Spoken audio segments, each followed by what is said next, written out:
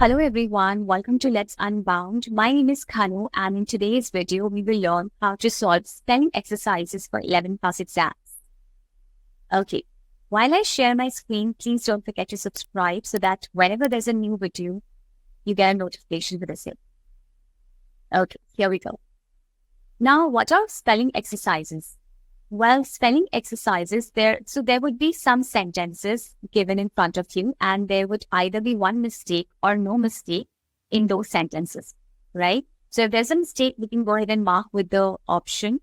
Either it could be A, B, C, or D. Or if there's no mistake, we would go ahead and mark N, right? Okay.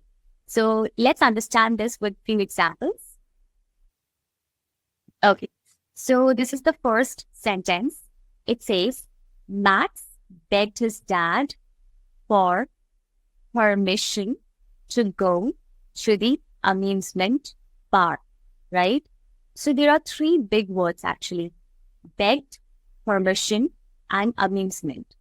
So as I can see, there is no such mistake in the short words, but if we look closely at the big words like begged, this seems right.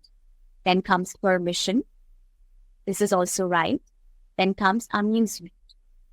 So this does not seem right. Let's have a closer look. So if we look closely, we can see that the spelling of amusement has to be A-M-U-S-E-M-E-N-T, right? So there is E missing after S. So here we got the answer. It has to be D, right? So that's how we can figure out the mistakes in the spellings. Okay, let's have. Okay, yeah, there we go. Right? Okay, let's have a look at another example.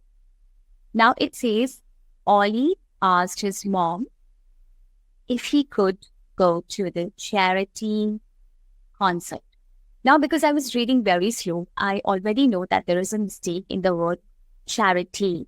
It's not charity, it's charity, right? So there has to be a Y in the end. It should be CHARITY, right?